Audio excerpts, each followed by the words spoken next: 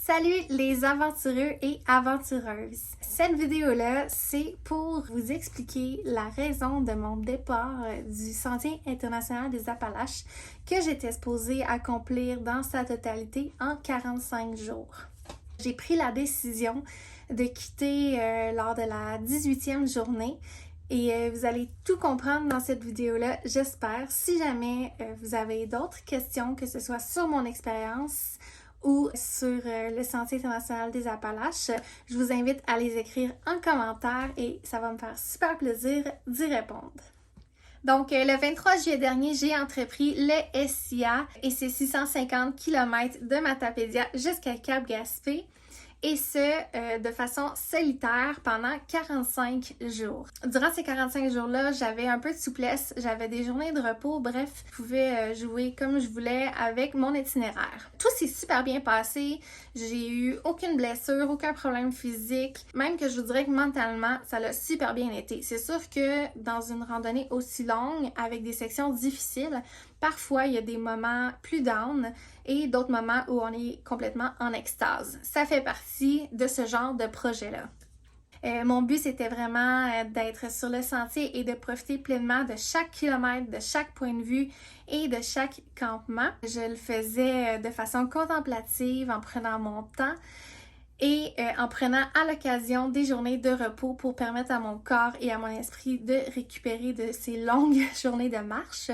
Je vous dirais que la raison principale pour laquelle j'ai décidé de quitter le sentier lors de la 18e journée, c'est à cause de la solitude. Et là, je vous avertis tout de suite, j'adore être seule lors de randonnées. Évidemment, ce n'est pas à prendre à la légère, il faut avoir de l'expérience, être bien préparé et avoir un système d'urgence efficace. Mais la solitude a vraiment quelque chose de paisible qui nous permet de faire de la rétrospection. Et moi, personnellement, j'adore ça. Par contre, et c'est le sujet principal de cette vidéo-là, la solitude pendant aussi longtemps, ça peut vraiment jouer sur les idées, sur le moral, bref, sur ce qu'on a envie de faire. J'ai décidé de quitter le sentier après 18 jours, non pas parce que j'étais blessée, non pas parce que j'ai rencontré des animaux qui m'ont apeurée. Puis je n'ai pas quitté non plus à cause que j'allais pas bien mentalement. J'ai quitté le sentier parce que j'ai été tannée. Puis là, vous allez probablement dire, ben t'étais tannée de quoi?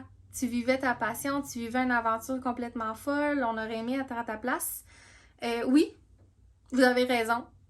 Je faisais ce qui me passionne. Je vivais une aventure complètement folle et j'étais très heureuse et je me sentais choyée de pouvoir vivre une telle expérience. Par contre, j'étais tannée. J'étais tannée d'être seule jour après jour, de marcher des 6 heures, 7 heures, 8 heures de temps seule, d'arriver au campement et d'être seule. Je ressentais le besoin profond de vivre cette expérience-là avec des gens avec qui je pouvais communiquer, partager, vivre toutes ces choses-là. Je ressentais que j'avais le besoin d'être avec des gens. Donc, j'étais tannée. Puis, il y a un matin où je me suis réveillée en me disant « Ça y est, à telle étape, je vais quitter ». J'ai appelé ma mère une fois que j'ai eu du réseau et puis ça a été l'appel fatidique, comme on dit. Parler à ma mère m'a vraiment fait réaliser que je devais faire ce que je ressentais.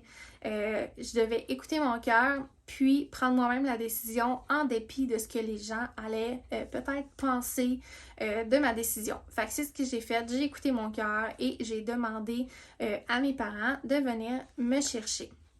Donc, après 18 jours sur le sentier, je l'ai quitté de façon complètement consentante. Donc, aucune blessure, absolument rien du tout. C'était une décision prise en connaissance de cause et parce que je le désirais. Il faut que je mentionne aussi que quand je me suis lancée dans cette aventure-là, c'était un défi. J'avais un objectif qui était de me rendre à Cap-Gaspé, donc de compléter la totalité du sentier. Mais en aucun cas, ça a été une obligation de le faire. Vous savez, hein, en 45 jours, dans un sentier, il peut s'en passer beaucoup des affaires. J'aurais pu me blesser, c'est pas arrivé. Merci. Mais il aurait pu se passer un tas d'affaires qui auraient fait en sorte que j'aurais pas réussi mon défi et que j'aurais dû quitter le sentier. Eh bien, changer d'idée, prendre des nouvelles décisions, ça fait partie de ça. Puis c'est ce qui est arrivé. Puis je me sens pas du tout mal de ça. Je me sens pas mal de pas avoir réussi mon défi parce qu'il n'y a jamais eu d'obligation à le faire. Vous comprenez ce que je veux dire? Un défi, ça peut arriver qu'on ne le réussisse pas, mais si on ne le réussit pas, c'est pas nécessairement un échec parce que l'expérience qu'on aura vécue pour le temps qu'on l'aura vécu, ben ça reste enrichissant en soi, puis ça reste une expérience d'acquis. Fait que c'est vraiment comme ça que je vois les choses. J'y ai beaucoup réfléchi et je pense sincèrement que ce n'est pas un échec ni un abandon, mais plutôt une restructuration. Donc le fait d'avoir quitté le sentier à un moment où je sentais que mon bonheur n'était pas au maximum, va m'apporter beaucoup en expérience et va me permettre de faire le restant du sentier avec des gens, donc de vivre une expérience encore plus belle que si j'avais continué le sentier. On pourrait dire que je n'ai pas réussi le défi de faire le SIA dans sa totalité, mais je vais tout de même marcher chacun des kilomètres du SIA et même plus parce que comme vous savez, l'année passée, j'ai dû quitter à la 10e journée à cause d'une blessure et à ce moment-là, c'était pas ma décision, donc je considérais que j'avais abandonné, que c'était un échec et j'avais beaucoup de peine par rapport à ça. Mais cette année, c'est vraiment une décision qui vient de moi, qui a été réfléchie. Donc, je suis super en paix avec ça et je ne me sens pas triste du tout. Je suis vraiment fière des 18 jours que j'ai accomplis. C'est pas tout le monde qui aurait été capable de faire ça, mais je vous le souhaite parce que ça a été vraiment merveilleux. Puis, tu sais, quand même, il y a des gros avantages à être seul. On peut aller à notre rythme, on peut prendre nos pauses quand on veut, on peut se lever quand on veut, on peut partir du campement quand on veut, on fait le nombre de kilomètres qu'on veut. Tu sais, on est vraiment maître de nos propres décisions. Et ça, ben, c'est vraiment magique dans le cadre d'une longue randonnée. C'est pour ça que j'en fais souvent complètement seule. Mais après 18 jours, je me suis dit, c'est assez. Retourne à la maison, prends le temps de replanifier les autres sections et vas-y avec des gens avec qui tu as confiance et que tu sais que tu vas passer des bons moments. Puis ben, c'est ce que je fais. Au lieu de faire 45 jours solitaires, j'ai décidé d'arrêter lors de la 18e journée pour mieux profiter des autres sections que le SIA a à m'offrir. Et quand je dis mieux profiter des sections qui vont me rester à accomplir, c'est principalement de les faire accompagner. C'est merveilleux être seul, ça a beaucoup d'avantages. Mais quand on vit une expérience aussi enrichissante et aussi extraordinaire avec des paysages autant magnifiques, ça fait du bien au moral, ça fait du bien au cœur d'avoir ne serait-ce qu'une seule personne avec qui partager toute cette expérience. Une personne qui va être émerveillée avec nous. Bref, je pense que j'ai eu envie de quelque chose de différent. Donc, ma décision est basée là-dessus. Elle est basée sur le fait que j'étais tannée d'être tout le temps seule et j'avais envie de vivre quelque chose de différent. Je pense que c'est important avant tout de penser à soi-même, de penser à son bonheur. Et c'est ce que j'ai fait. Fait que je crois qu'il y a quelque chose d'honorable là-dedans. Puis en fait, je vous encourage à agir de la même façon, de toujours baser vos décisions sur vous-même, sur ce que vous ressentez. Ça peut éviter bien des problèmes, hein? On s'entend, ça peut éviter des blessures. Si vous êtes dans un sentier, puis que vous sentez que vous n'avez plus d'énergie, puis que vous arrivez presque au sommet, mais qu'il en reste encore beaucoup, puis que c'est une section technique avec beaucoup de roches, mais vous vous sentez tellement fatigué que si vous continuez, il y a des risques de blessure, ben écoutez-vous. C'est super important parce que c'est ce qui va faire en sorte que vous allez peut-être éviter le pire. Donc, moi, je vois ça un peu comme ça, ce que j'ai vécu. J'ai décidé de m'écouter et peut-être que ça a évité qu'il arrive quelque chose, pas nécessairement une blessure, mais que ça l'affecte mon moral encore plus intensément. Tant qu'à faire encore une vingtaine de jours seule et me dire que Caroline, ça pourrait être le fun si j'avais quelqu'un, puis à la limite de ne pas apprécier 100% mon expérience, j'ai décidé de quitter le sentier pour refaire les sections qui vont me rester à accomplir avec des gens. Et ça m'amène à vous dire que très très bientôt, je vais repartir sur le sentier pour faire la section complète de la côte de la Gaspésie qui comprend environ 7 jours, ainsi que la section complète du parc national de Forillon. Donc ça va être une randonnée totale de 10 jours qui va me permettre de faire encore une fois une grosse section du Sentier international des Appalaches. Donc j'ai bien hâte de ça. Et la beauté de la chose, c'est que je ne partirai pas seule. J'ai une amie qui va m'accompagner, donc on va vivre ça à deux. Ça va être vraiment merveilleux. J'ai super hâte. J'ai hâte aussi de vous en parler et de vous partager les beaux moments qu'on va vivre, tout comme les moins beaux, parce que faut être conscient lors d'une grande randonnée que c'est des montagnes russes, hein? C'est comme monter une montagne puis la redescendre. Il y a des moments moins le fun, puis il y en a d'autres vraiment le fun.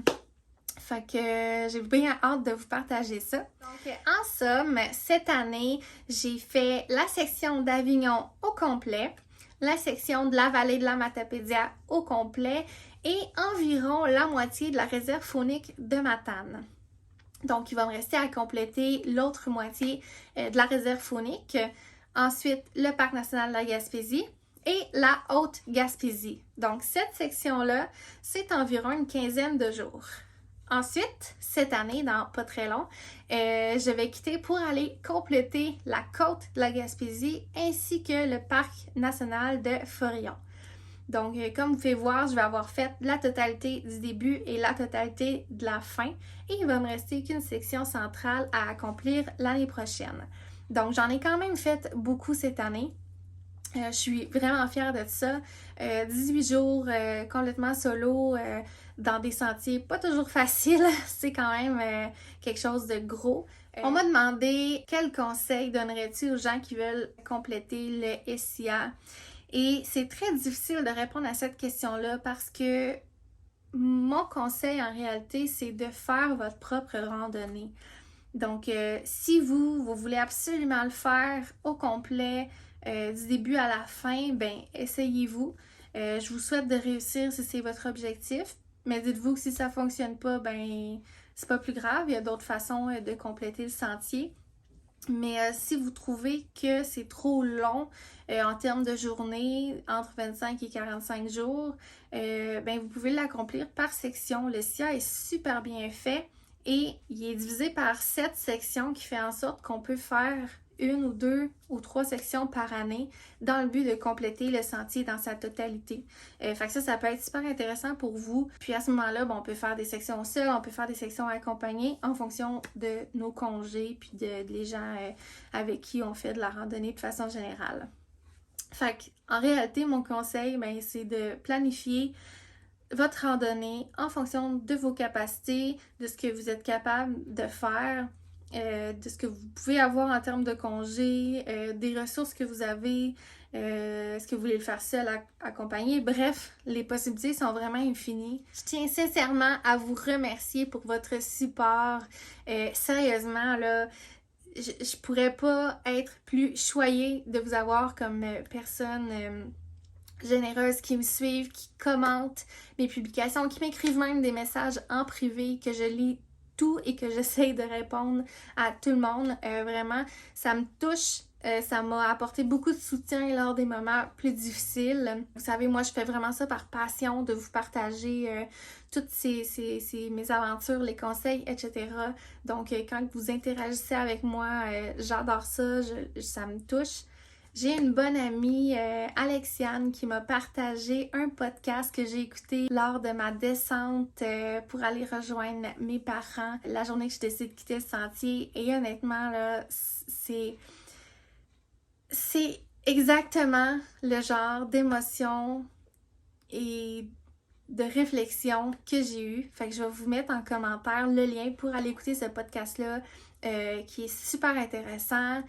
Donc, si vous comprenez l'anglais, allez l'écouter, vous allez voir, vous allez peut-être pouvoir faire des liens avec mon expérience. Mais vraiment, j'ai adoré ce podcast-là.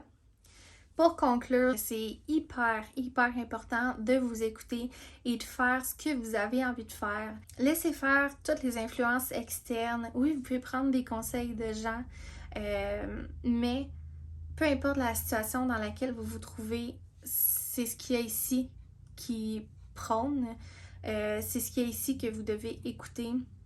Et suivez votre feeling, puis faites vraiment ce que vous jugez qui va être le mieux pour vous. Parce qu'en bout de ligne, il n'y a rien d'autre qui est plus important que vous-même. Fait que sur ce, moi je commence les préparatifs pour repartir sur le sentier durant 10 jours. Merci d'avoir écouté. Si vous avez aimé la vidéo, laissez un petit like. Gênez-vous pas aussi pour laisser des commentaires. Et si c'est pas déjà fait, abonnez-vous à ma chaîne YouTube. Bye!